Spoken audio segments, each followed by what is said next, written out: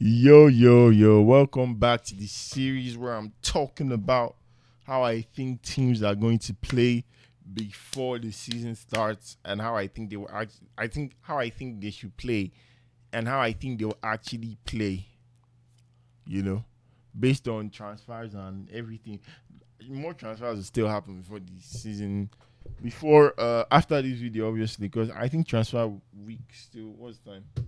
Updates. Yeah, there's still like 2 weeks to the end of transfer window. But yeah. Anyways, let's today or this video we're talking about Arsenal. What does Arsenal have for us? First things first, let's look at their lineup. Dun, dun, dun. Ari Lagabezagalager, Salibad, Musquera. Bro, how much did they buy Musquera for? How many centre backs do they have? Musquera is a centre back, is he not? Jesus Christ. Bro, what kind of typing is this? If I pick up and say up, you're gonna tell on me. Yeah, he's a center back. Brother. Cause I'm like, I know when I seen this brother in La Liga, he played center back, right? Yeah. So how many center backs does Arteta want? Father, Lord in heaven, what are we doing? Anyways, that's not my problem. Bang, bang, bang. Bang, Gabriel. Bang, Timber. Kiwior. Bang. Zinks is still here. Caliofuri. Jesus Christ. Calafiori. Whoa, Calafiori. What's wrong with me? Lewis Kelly. Yeah. So that's that. Midfield. Boom. Jesus Christ, his brother is still. Did he go on loan and he came back or what? Anyways, we know who's starting in their midfield and who's not. Lokonga. Dogs, bro. I'm genuinely curious to see this work well. I hope it works well because these two, I think they complement each other so well. They're not the most complementing midfielders I've seen play together like duo per se, but I just think they work very well with each other. I'll talk about that one later. Boy, what the fuck? Reece Nelson, that picture looks edited. Anyways, now to the tacticalists. I think, and I think you all agree with me that Arteta is a madman defensively, so we all know what he's doing. Firstly, it's gonna be a 4-3-4-2-1-2. No man, right? So we're gonna have Salibad, Gabriel, Caliofuri. I'm seeing their best lineup. Wait. Wait. Oh my god! I just.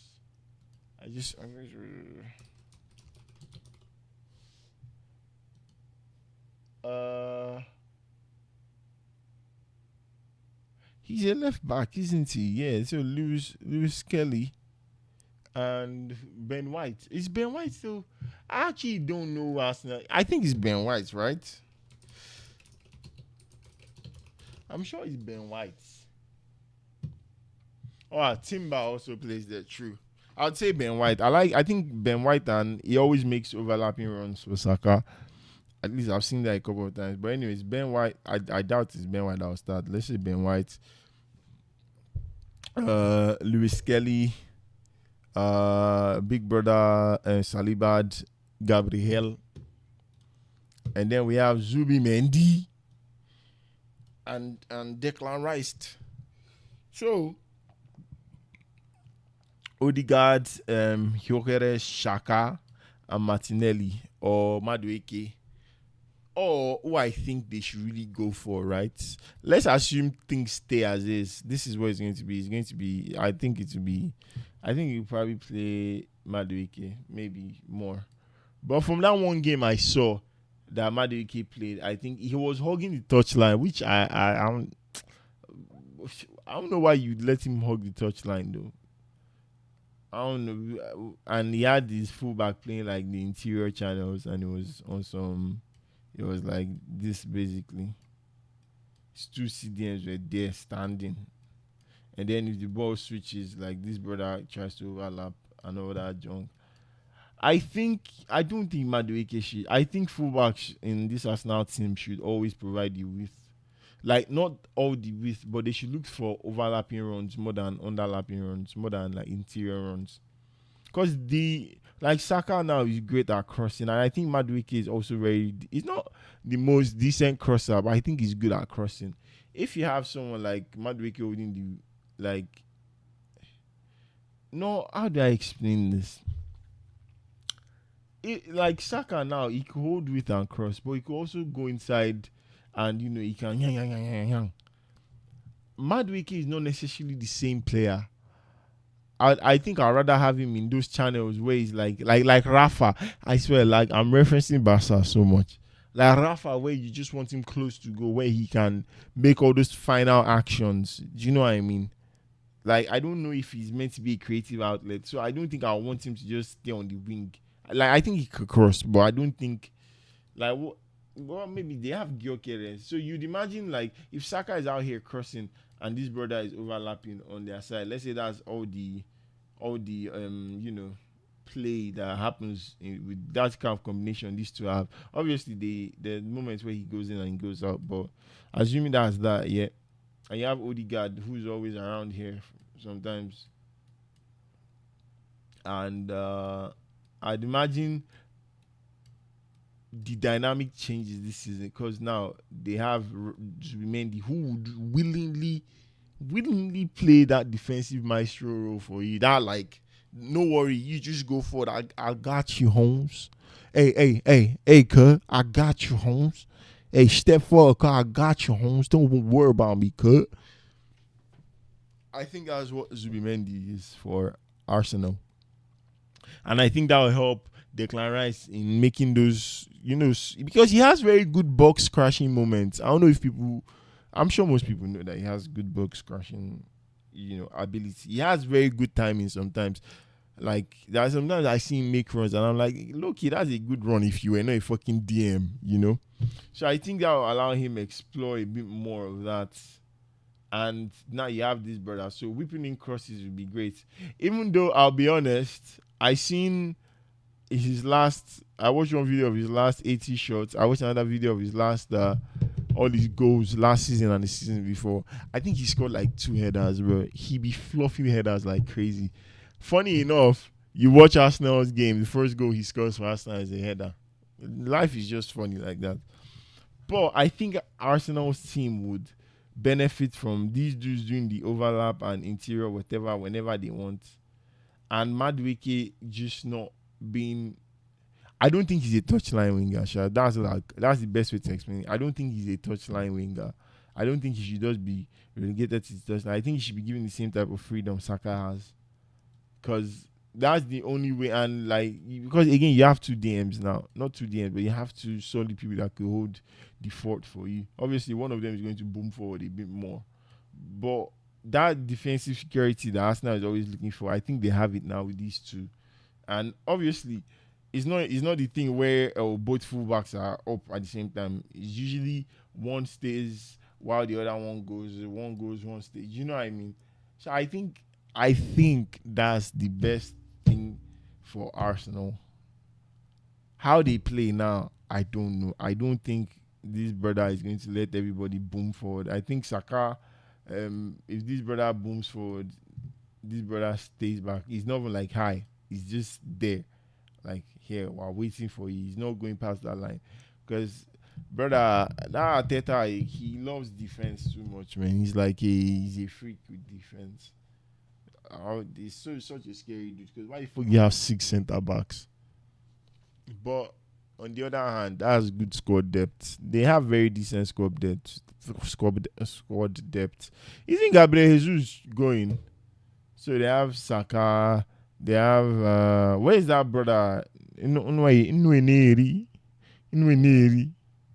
They have Nweneri. They have Gyökeres. They have Trossard. Madukes. They have Bavest, Kai Bavest. Martinelli is probably not leaving also. They have Rice, Mendy, Merino also. Uh, Loki, their midfield kind of shit because God forbid someone gets injured.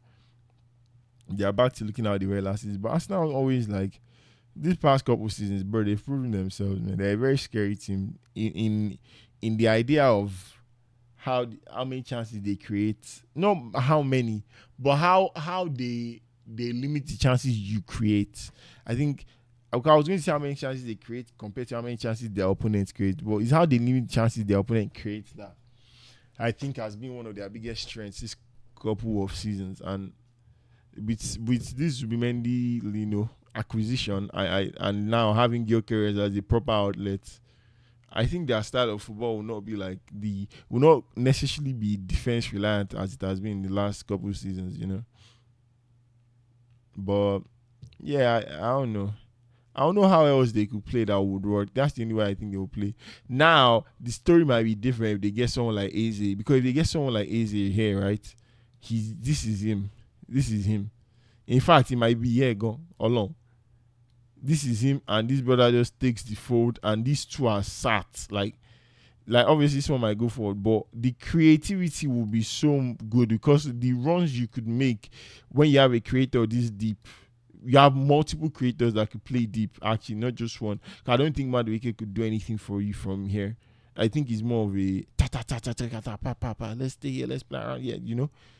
Eze on the other hand, I think is creative enough to play real deep and he could carry the ball well and he could give like very nice defense breaking passes. Obviously, not to the extent of the Wirtz or Cherky or who else Pedri or well, Pedri is not when they come. I shouldn't even call Pedri when I'm calling these bombs. But but yeah, I think he's the dynamic he would bring would be way different. I think he would help someone like Lewis Skelly play better. Because I just said better. Oh my god, I sound British already. What are you talking about?